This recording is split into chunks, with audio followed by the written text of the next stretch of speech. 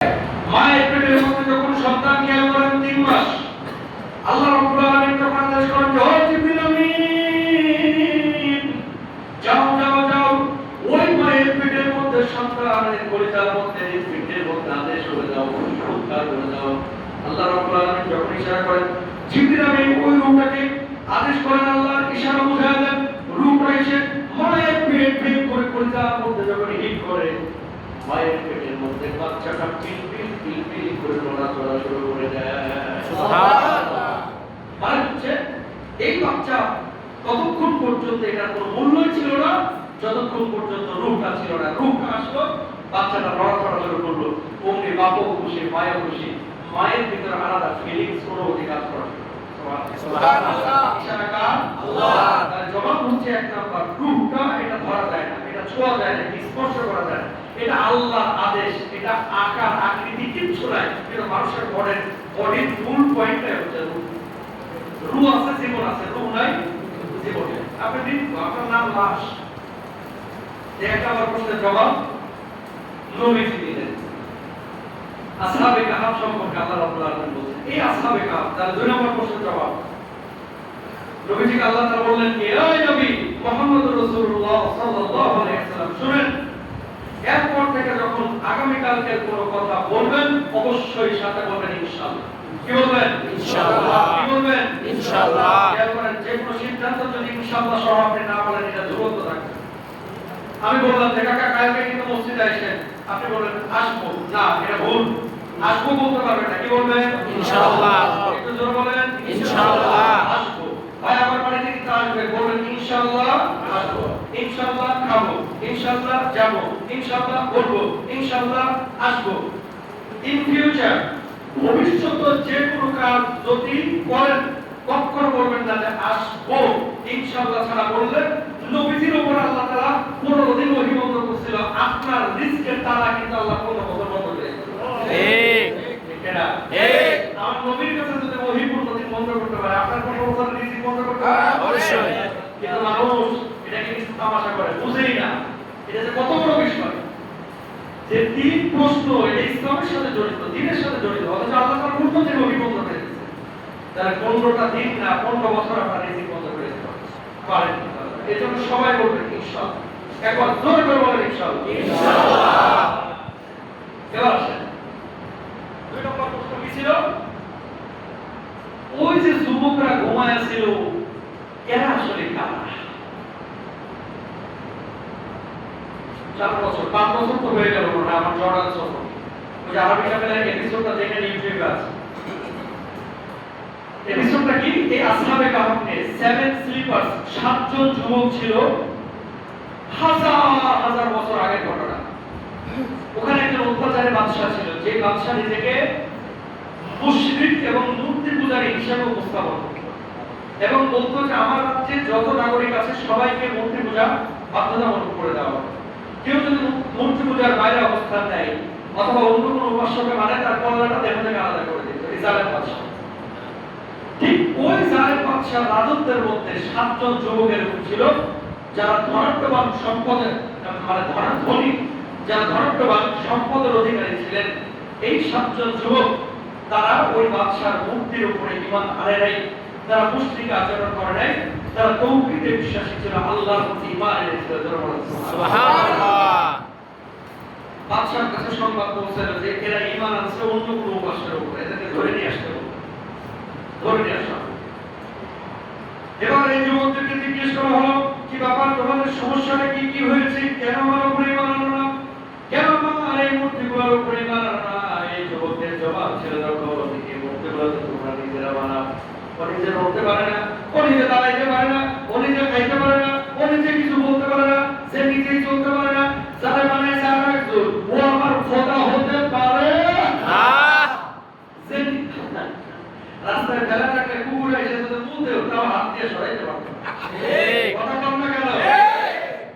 রাস্তায় ফেলা রাখলে যদি এর উপরে বড় মানুষ বসে তাও আর সরাই দিতে পারবে না। ওখানে দিয়ে ঘটনা মনে পড়ে যায়, এক ব্যক্তি সারা করার ঘাড়ে করে তার প্রভুকে নিয়ে ঘুরতো, ঘাড়ে করে জিজ্ঞেস করা হলো, কি ব্যাপার তোমার ঘাড়ে করে এই মূর্তি নিয়ে ঘুরতেছে কেন? মূর্তি না, মূর্তি না, আমার আমার কি মালিক, আমার মালিক, আমার প্রভু। তো মালিকের গায়ে কতক্ষণ দেওয়া যায়? ধরতেও পারে না, লড়তেও পারে না, লাগছে তোর পেটে চাপ, মোটা লাগবে। মালিকের দেখে নিচে কাপ সারতে বসে, ওই দিক থেকে মালিকের উপর আরেকজন এসে কাপ সেরে আসছে। ওদিকে উনি হচ্ছে মিস্টার কুকুর, ওদিকে মিস্টার কুকুর। মিস্টার কুকুর। চিন্তা করতে চাই সে কি রে, আমি সারতে গেলাম কাপ, তোর উপর আরেকজন সারতেছে কাপ, নিজের সরাইতে পারলি না, কেমন মালিক তুই? আসলে এটাই বাস্তব কথা বলেন ঠিক? যে নিজে নড়তে পারে না, খাইতে পারে না, চড়তে পারে না, এদেরকে যারা বলে যে মালিক, এর চাইতে আহাম্মকে আর কিছু হতে পারে না। আবার অন্যদিকে রং দিয়ে না যে এদের ধর্মকে আমরা কাটো করছি না, আমাদের কথা একটাই, যিনি মালিক হবেন তিনি কারো সাহায্য নেবেন না, তিনি আমাদেরকে নিয়ন্ত্রণ করবেন, ঠিক কিনা? এবার এই সাতজন যুবককে জিজ্ঞেস করছে, কি ব্যাপার, কেন তুমি ঈমান আনলে না, সমস্যাটা কোথায়? যে খাইতে পারে না, লড়তে পারে না, তার উপর ঈমান আনতে পারি না। আমাদের মালিক তিনি, যিনি আসমানে আছেন, যিনি জমিনে আছেন, যিনি আমাদেরকে বানিয়েছেন, তিনি আমাদেরকে নিয়ন্ত্রণ করেন, তাকে কেউ নিয়ন্ত্রণ করে না, তিনি আমার একমাত্র আল্লাহ। সুবহানাল্লাহ। বাদশা কাছে ঠিক দেন, মুখোমুখি কর্ম তো ভালোই শিখছো দেখি, বলো জানো জানো কল্লা থেকে দেহটা কিন্তু আলাদা করে এলাম, কিন্তু সময় লাগবে না। আজকে সময় দিলাম, এখনই কিন্তু দেহ থেকে কল্লাটা আলাদা করে ফেলাইতাম, সময় আজকে দিলাম, কালকের মধ্যে সিদ্ধান্ত জানাবা, না হলে কালকে তোমাদের ফয়সালা হবে। কাকে? ওই সাতজন যুবক। যুবকরা চলে গেলেন, সাতজন যাওয়ার পরে প্ল্যান করলেন, যদি আমরা থাকি তাহলে তো কল্লা থেকে দেহ আলাদা করে ফেলবে। এই রাত্রে এই রাত্রে আল্লাহকে ডাকার মতো কেউ থাকবে না, আমরা সাতজন যুবক আছি, সুতরাং আল্লাহর দিন থেকে টিকে রাখতে হবে। এই সাতজন যুবক ওই রাজত্ব থেকে পালিয়ে চলে গেলেন, শত শত মাইল সফর করে একটা পাহাড়ের নিচে দাঁড়াইলেন। অত্যন্ত ক্লান্ত পরিশ্রান্ত, ঘুমে চোখটা একেবারে ভরে গেছে। হঠাৎ একটা গুহার মধ্যে একজন ঢুকলেন, আরেক গুহায় একজন, আরেক গুহায় আরেকজন, এরকম কয়েকটা গুহায় সাতজন যুবক বলবে, এক বলতে সাতজন যুবককে এইভাবে ফেলা দিলেন। সঙ্গে সঙ্গে আল্লাহ রাব্বুল আলামিন চোখের মধ্যে এমন ঘুম ফেলে দিলেন, 1 বছর না, 2 বছর না, 309 বছর ঘুমের মধ্যে কেটে গেল। সুবহানাল্লাহ। সুবহানাল্লাহ। আস্তে বল সুবহানাল্লাহ। কয় বছর? 309 বছর। আল্লাহু আকবার। আল্লাহ দেখেন কি নিয়ামত আর কি না পারেন আল্লাহ। এই গুহার মধ্যে আমি নিজে ঢুকেছি, জর্ডানের আম্মানে অবস্থিত এই গুহা। সুবহানাল্লাহ। কোথায়? এপিসোডটা আছে ইউটিউবে, লিখবেন আরবি কাফেলা আসহাবে কাহাফ, 7 যুবকের গুহা, চলে আসবে। আমি ওই গুহাতে ঢুকেছি। সুবহানাল্লাহ। তাদের হাড়গোড় এখন পর্যন্ত আছে। সুবহানাল্লাহ বলে। সুবহানাল্লাহ। যাই হোক, 309 বছর ঘুমাইল। এবার বাদশা বলেন, টোকাইতেছে, এই 7 জন গেল কই রে? পুলিশ বাহিনীকে ছড়া দিয়েছে, তুলে লয় স্যার কোন জায়গায় পাইতেছি না, কই গেছে এরা? তো ভালো করে খোঁজ। ভাই খুঁজতে খুঁজতে মাস যায়, বছর যায়, খুঁজে আর পায় না। কয়েক বছর পরে বাদশা নিজে মরণ শেষ, আর ওখানে যুবকরা ঘুমাইতেছে। 309 বছর পরে একজনের ঘুম ভাঙছে। ঘুম ভাঙার পরে চোখ খুলতেছে, দেখে আরেকজন উঠতেছে, চোখ খুলতেছে, দেখে আরেকজন, এভাবে 7 জন উঠছে। একটা আরেকটা জিজ্ঞাসা, কি রে কতক্ষণ ঘুমাইছি? দূর বেটা, ঘুমটা ভালো হয়নি, এই সূর্য তোমার সময় ঘুমাই যাবে, এই সূর্য উঠছে, আবার বেশিক্ষণ ঘুমাইতে পারলাম না। চিন্তা করেন, ওরা নিজেরা কনফিউশনে পড়ে গেছে যে কত বছর ঘুমাইছে। কেউ বলে 100 বছর, কেউ বলে 1 দিন, কেউ বলে 10 মিনিট, কেউ বলে 1 ঘন্টা। ওদের মধ্যে মতভেদ তৈরি হয়েছে। ভাই বিশ্বাস করেন, ক্ষুধা তো লাগছে, এবার ঘুম থেকে উঠে। এগুলো কোরআনের ঘটনা, কিন্তু আবার বানানো গল্প বলছি না। একজনের কাছে কিছু মুদ্রা ছিল, কয় ভাই রে, ওখানে একটা বাজার ছিল না, আমরা দেখেছিলাম, এই মুদ্রাগুলো নিয়ে কিছু খাবার নিয়ে। তোরা ভয় বাইর হচ্ছে না, ওদের তো ওই যে ঘুমানোর আগে যেটা মাথায় পেনিক থাকে না, পেনিক, ওই যে রাজার ভয় এখন কিন্তু ভিতরে আছে। তো বলতেছে, রাজা যদি আমার দেখে ভাবে রাজা কবে মরে গেছে, জানো না? সুবহানাল্লাহ। জানো না রাজা তো মরে গেছে। তো ভাই মুদ্রাগুলো নিয়ে যে বাজার থেকে কিছু কিনে নিয়ে আয়। তো একজন কি দুইজন এরা গুহা থেকে বাইরে হয়েছে। বাইরে চোখ ডলতে ডলতে কিরে কিরাম বলতে কি সব চেঞ্জ হয়ে গেল, এত তাড়াতাড়ি চেঞ্জ হয়ে গেল। বাজারে যে দোকানে কেমন মুদ্রাটা দিছে, দোকানদার এই বড় বড় চোখ দিয়ে ওদিকে তাকায় রয়েছে, তোরা আইসো এই মুদ্রা তো 300 বছর আগের মুদ্রা, এটাই বাজারে পাইনি কই তোরা? আল্লাহু আকবার। দোকানদার চিন্তা করছে মনে হয় বিদেশি, অন্য দেশের মুদ্রা।